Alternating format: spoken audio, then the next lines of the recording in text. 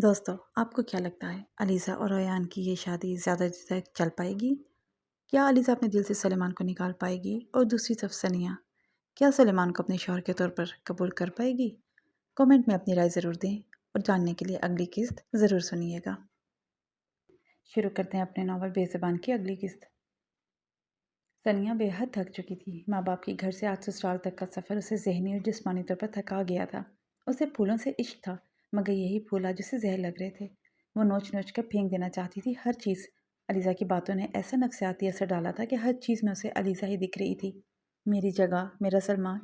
वो कानों पर हाथ रख के अपनी चीखों का गला घोंट रही थी। वो कैसे सामना करेगी उस शख्स का? एक ही कमरा, एक ही बेड। नहीं नहीं, कैसे करूँगी मैं?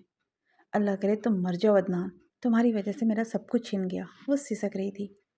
मैं कैसे मान लूँ अपना शौहर इस इंसान को? मेरी दोस्त का दिल दुखाया, मुझे उससे दूर कर दिया। झूठा। वो बेड से उठती, अपना भारी लहंगा संभालती, ड्रेसिंग टेबल के पास खड़ी सारा जेवर नोच नोच कर उतार रही थी। कुछ चूड़ियाँ नीचे फर्श पर बिखरी थी। बेदर्दी से अपना दुपट्टा खींचा। वो इस वक्त क्या कर रही थी वो खुद नहीं जानती थी। मिनटों में कमरा बिखर गया था, उसके ख्वाबों की तरह। वो अपना और कमरे का हशर नशर करती हुई वॉशरूम में घुस गई थी, जहाँ बैठकर आंसू बहाने थे। सलेमान अंदर कमरे में दाखिल हुआ। सामने का मंजर देखकर एक लम्हे को वो वहीं रुक गया। मालूम था कि अब अपना कमरे में किसी और को भी उसे बर्दाश्त करना पड़ेगा, मगर कमरे की ये हालत उसका मीटर घुमा गई। मैं जितनी कोशिश कर रहा हूँ कि मैं इस लड़की के साथ अपना लहजा और अपना रवैया नरम रखूँ, ये उतना ही मेरे सर पर चढ़कर नाच रही है। बेवकूफ़ औरत। अब पता नहीं बाहर कब से शिफ्ट लाएगी। वॉशरूम से हल्की हल्की सिसकियों की आवाज़ सलेमान को शदीद तैश दिला रही थी। उसे आदत ही कब थी इन चीज़ों की। वह गहरी सांस लेता हुआ बेड के सामने वाली चेयर पर बैठ गया था। आधे घंटे बाद वो मोहतरमा बाहर तशरीफ़ ले ही आई। उसे कमरे में कोई नहीं दिखा। उसे इत्मीनान हुआ कि वो अभी कमरे से बाहर ही है। अल्लाह करे बाहर ही रहे, कमरे में ना ही आए। वो बुलंद आवाज़ में बोली। उसके नेक ख्यालात उसके खावंद ने सुन लिए थे। अगर रोने धोने का शौक़ पूरा कर चुकी हो तो कमरे की हालत दुरुस्त करो। वो आंखें मूंदे कुर्सी से सर टिकाए सर्द लहजे में बोला। वो जो खुद को कमरे में अकेले होने का गुमान कर रही थी, उसकी गंभीर आवाज़ पर उछल पड़ी। उसका दिल उछलकर हलक में आया। हाय अल्लाह, ये कहाँ से बोले? उसे बेड खाली नजर आया, मगर कुर्सी पर नज़र पड़ते ही सारी बहादुरी उड़न छू हो गई। वो खुद को मजबूत करती शेरनी बनी। दुल्हन कोई काम नहीं करती, आपको मालूम नहीं है? वो खुद को रिलैक्स करती हुई बोली। आवाज़ बड़ी मुश्किल से ही निकल पाई थी। दुल्हन गंदी भी नहीं होती। ये सब खराब भी तुमने किया है तो ठीक भी तुम ही करोगी। वो उसके नज़दीक आता उसके चेहरे को बगौर देख रहा था। सलेमान के इस तरह से देखने पर उसे उलझन हो रही थी। एक बात बताओ, क्या चेहरे का ये हाल करने के लिए तुम औरतें सैलून में 6-6 घंटे लगाती हो और इतना फजूल पैसा लुटाती हो? उसके इस सवाल पर वो नासमझी से उसकी तरफ देखने लगी। क्या मतलब है आपका? मेरा कोई भी ख़ास मतलब नहीं है फ़िलहाल, मगर मुझे सबने कहा कि तुम बहुत हसीन लग रही हो, मगर तुम्हें देखकर तो लगता है मुझे बताने वाला अंधा था, या मेरी आंखों में कोई प्रॉब्लम है। मुझे तो तुम इस वक्त दुनिया का 8वां अजूबा लग रही हो। म्यूज़ियम में रखी होती हैं तुम जैसी ममीज़। खैर, मैं वापस आऊँ तो कमरा साफ़ मिले मुझे, वरना फिर मुझे ये सब साफ़ करवाने के लिए फ़ारिज़ को बुलवाना पड़ेगा। और मेरा ख्याल है ऐसा तो हरगिज़ नहीं चाहोगी तुम। इस वक्त तुम्हारी गलती की सज़ा उसे मिले। वो काटदार लहजे में बोलता हुआ वॉशरूम का दरवाज़ा ज़ोर से मार गया। वो सदमे से पागल होने को थी। वो क्या क्या बोल गया था उसे। बदतमीज़, भाई पर ही पहुँच के डायरेक्ट। अब ये भाई की धमकी देकर मुझ पर रोब डालेंगे। उफ़! और क्या हुआ मेरी शक्ल को? वह तजस्सुस से शीशे के आगे खड़ी हुई तो अपनी ही शक्ल देखकर डर गई। हाय अल्लाह! ये क्या हुआ? वो खुद भी अपनी शक्ल देखकर डर गई। वॉशरूम में बैठी कब से तो रो रही थी, मुँह धोना तो याद ही नहीं रहा। चेहरे पर बिखरी काली लकीरें उसकी शक्ल को कितना मज़हक़-ख़ेज़ बना रही थीं। बाल हेयर स्प्रे से चिपके हुए थे। जब बेदर्दी से पिन्स को खींचा तो वो उखड़कर अजीब ही कोई स्टाइल बन गया था। वो सठिया सी गई।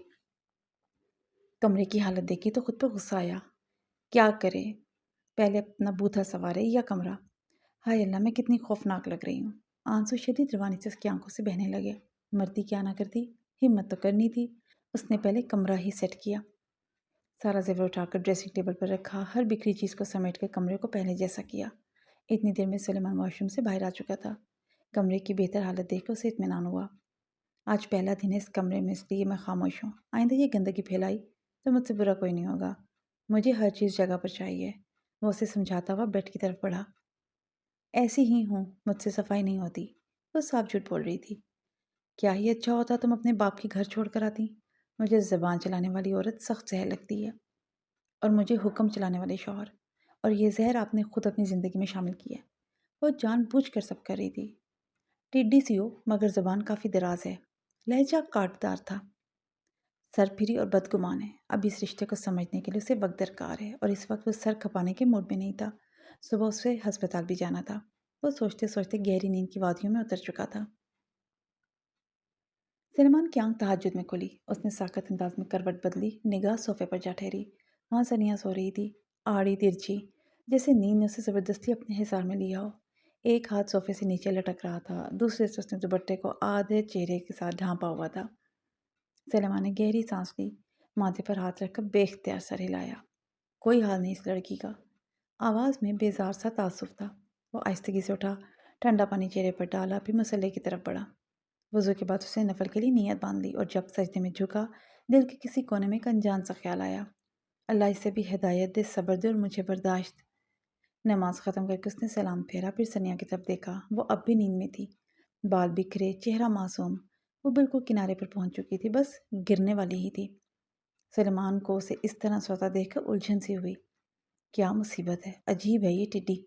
سلیمان نے بیڈ سے دونوں تکیے اٹھائے اور زمین پر اس طرح سے سیٹ کیے کہ اگر گرے تو اسے چوٹ نہ لگے۔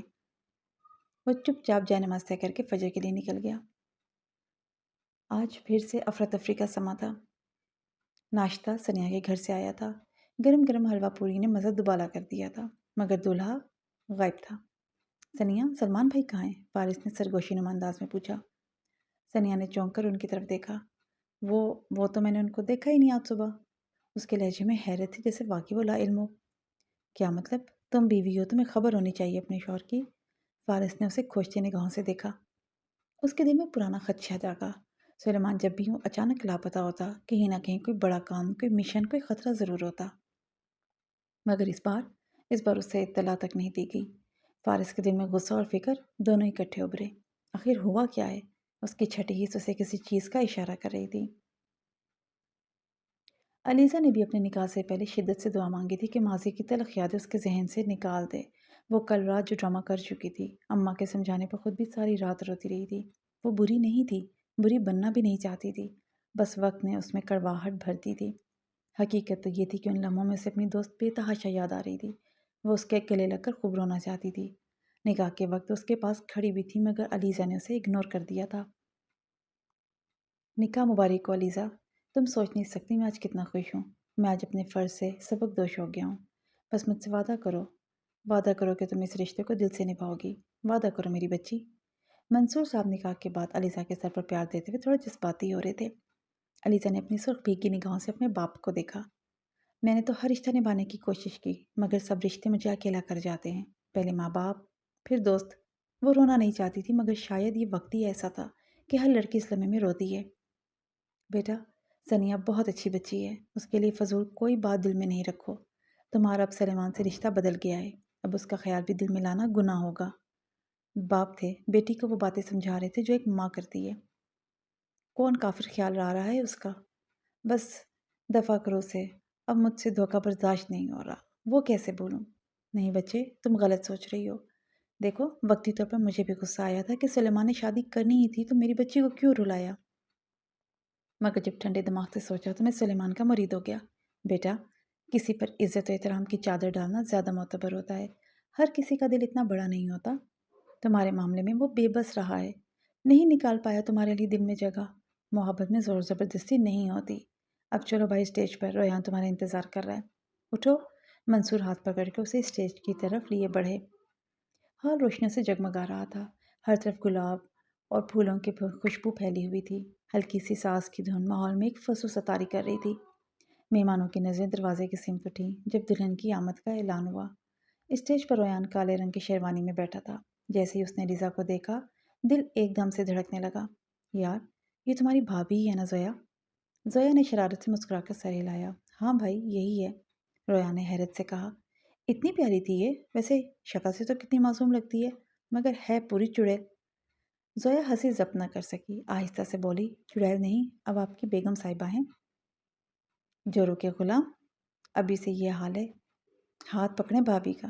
اسٹیج پہ بیٹھا ریان چند لمحے تک علیزہ کو دیکھتا رہا، پھر مسکراتے ہوئے آہستہ سے اپنی جگہ سے اٹھا۔ اس کے قدموں کی چاپ جیسے ہر دل کی دھڑکن کے ساتھ ہم آہنگ ہوئی۔ وہ سیدھا علیزہ کے سامنے آیا اور بغیر کچھ کے اپنا ہاتھ آگے بڑھا دیا۔ علیزہ نے چونک کر اوپر دیکھا۔ ریان کے ہونٹوں پر ہلکی سی مسکراہٹ، آنکھوں میں جذبات کا ٹھاٹھے مارتا ہوا سمندر تھا۔ اسی لمحے زریاب جھک کر علیزہ کے پاس ہوا اور دھیرے سے بولا، تھام لو یہ ہاتھ ہمیشہ کے لیے۔ تمہاری خوش نصیبی ہے کہ تمہارے دھتکارنے پر بھی کوئی تمہیں چاہتا ہے۔ چاہا جانا چاہنے سے بہتر ہوتا ہے۔ ریان سے بڑھ کر تمہارے لیے کوئی نہیں۔ علیزہ کی پلکیں نم ہو گئیں۔ وہ لمحہ جیسے رک سا گیا۔ دل میں ہزاروں سوچیں، ماضی کی خندقیں سب ایک دم سے بے معنی لگنے لگیں۔ اس نے آہستہ سے ہاتھ بڑھایا اور ریان کا ہاتھ تھام لیا۔ ہوٹنگ سے پورا حال گونج اٹھا۔